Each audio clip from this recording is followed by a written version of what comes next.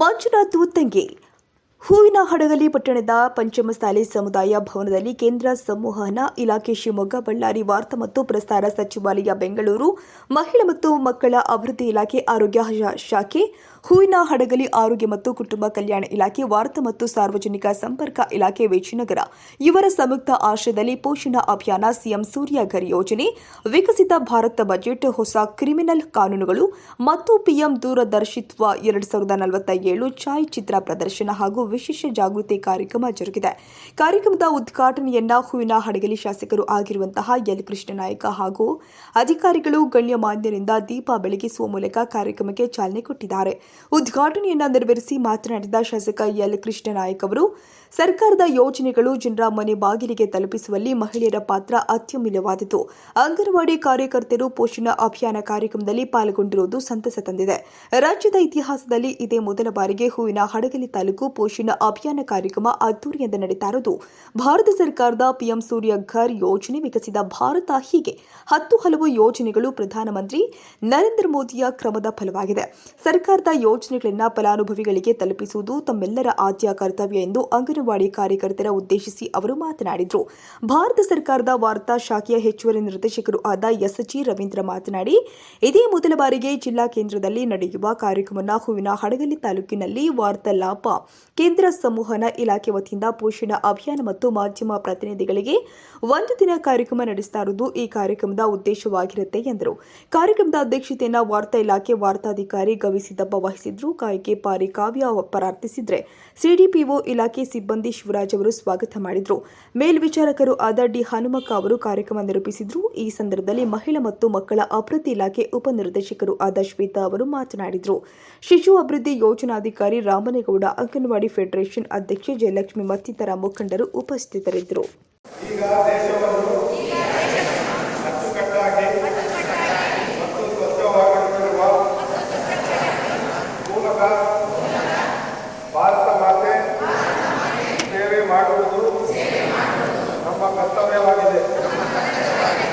ನಾನು ಸ್ವಚ್ಛತೆಗೆ ಬದ್ಧನಾಗಿರುತ್ತೇನೆ ಮತ್ತು ಅದಕ್ಕಾಗಿ ಸಮಯವನ್ನು ವಿನಿಯೋಗಿಸುತ್ತೇನೆಂದು ನಾನು ಈ ಪ್ರತಿಜ್ಞೆಯನ್ನು ಮಾಡುತ್ತೇನೆ.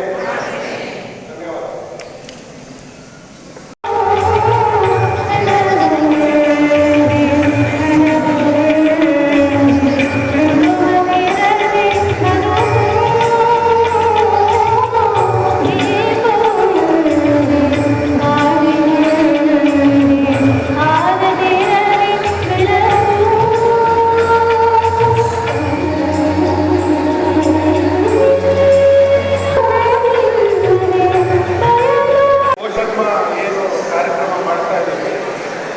ಬಂದಿರೋದ್ರಲ್ಲಿ ಶೇಕಡ 90 ಮಹಿಳೆ ಇದ್ದಾರೆ.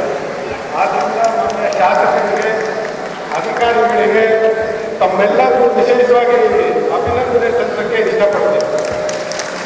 ಈ ಕಾರ್ಯಕ್ರಮ ಏನಾದರೂ ಯಶಸ್ಸು ಆಗಬೇಕಂದ್ರೆ ಅದು ತಾಯಿಂದರಿಂದ ಮಾತ್ರ ಸಾಧ್ಯ, ಬೇರೆಯವರಿಂದ ಸಾಧ್ಯ ಇಲ್ಲ. ಆದ್ದರಿಂದ ಮತ್ತೊಮ್ಮೆ ತಮಗೆ ಅಭಿನಂದನೆ ಸಲ್ಲಿಸ್ತೇನೆ ಮತ್ತು ನಮ್ಮ ಅಧಿಕಾರಿಗಳಿಗೆ. ಜೊತೆಗೆ ಈ ಕಾರ್ಯಕ್ರಮ ನಾವೇನು ಕೇಂದ್ರ ಸಂವಹನ ಇಲಾಖೆಯಿಂದ ಹಮ್ಮಿಕೊಳ್ತೀವಿ, ಅದು ಯಾವಾಗಲೂ ಜಿಲ್ಲಾ ಮಟ್ಟದಲ್ಲಿ, ಜಿಲ್ಲಾ ಕೇಂದ್ರದಲ್ಲಿ ಹಮ್ಮಿಕೊಳ್ತೀವಿ. ಇದೇ ಮೊದಲನೇ ಬಾರಿಗೆ ಕರ್ನಾಟಕದಲ್ಲಿ ತಾಲೂಕು ಹೆಡ್ ಕ್ವಾರ್ಟರ್ಸಲ್ಲಿ ಅದು ಹೂವಿನಹಡಗಲಿಯಲ್ಲಿ ಹಮ್ಮಿಕೊಳ್ತಾ ಇರೋದು ಇದೇ ಮೊದಲನೇ ಬಾರಿ. ಈಗ ಅದಕ್ಕೆ ತಾವು ಇನ್ನೂ 2 ದಿವಸ, ಇವತ್ತು ಬಿಟ್ಟು ಮತ್ತು 2 ದಿವಸ ಏನು ಕಾರ್ಯಕ್ರಮ ಇದೆ ಅದನ್ನು ಯಶಸ್ವಿಗೊಳಿಸಬೇಕು. ಮತ್ತೆ ಬೇರೆ ನಮ್ಮ ಸ್ನೇಹಿತರು ಮಕ್ಕಳನ್ನೆಲ್ಲ ಕರ್ಕೊಂಡು ಅದೇನು ಎಕ್ಸಿಬಿಷನ್ ಇದೆ, ಕೇಂದ್ರ ಸರ್ಕಾರದ ಯೋಜನೆಗಳಿದೆ, ಅದ್ರ ಬಗ್ಗೆ ನಾವು ತಿಳುವಳಿಕೆ ಕೊಡಬೇಕು. ಮತ್ತು ಪೌಷ್ಟಿಕತೆ ಬಗ್ಗೆ ಬೇರೆ ಮಹಿಳೆಯರಿಗೆ, ಮಕ್ಕಳಿಗೆ ತಾವು ಮಾಹಿತಿಯನ್ನು ಕೊಡಬೇಕು ಅಂತ ಕೇಳಿ ವಿನಂತಿ ಮಾಡ್ತೀನಿ. ಇಲ್ಲಿ ಬಂದಿರೋ ಮಹಿಳೆಯರಿಗೆ ಬಗ್ಗೆ ಅಭಿನಂದನೆ ಮಾತಾಡ್ತೀನಿ. ನಮಸ್ಕಾರ. ಸ್ವಚ್ಛ ಮತ್ತು ಅಭಿವೃದ್ಧಿ ಒಂದು ಭಾರತ ಕನಸು ಕಂಡಿದ್ದರು. ಮಹಾತ್ಮ ಗಾಂಧೀಜಿಯವರು ಯಾವ ಶ್ರೇಣಿಯಲ್ಲಿ ಅವರು ಕೊಡ್ತಾರೋ ಆ ಶ್ರೇಣಿಗೆ ಇಷ್ಟು ಯೋಜನೆಯನ್ನು ಮಾಡಿದರು. ವಿದೇಶಿ ವಿದೇಶಿಗಳ ಮೇಲೆ ಅವಲಂಬಿತ ಆಹಾರ ಅಂತ ಹೇಳಿ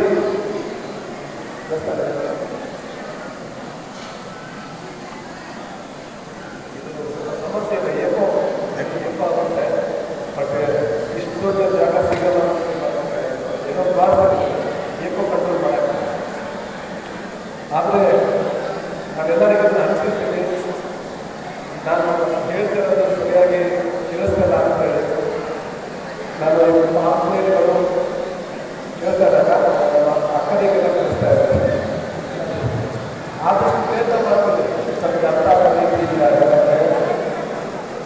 ಭಾರತ ದೇಶ ಬೇರೆ ದೇಶಗಳಿಗೆ ಅವಲಂಬಿತ ಆಗಬಾರ್ದು. ನಾವು ಕಷ್ಟಪಟ್ಟು ದುಡಿಯೋದನ್ನು ಏನನ್ನೂ ಸಾಮರ್ಥ್ಯ ಮಾಡ್ಕೊಳ್ಳೋದು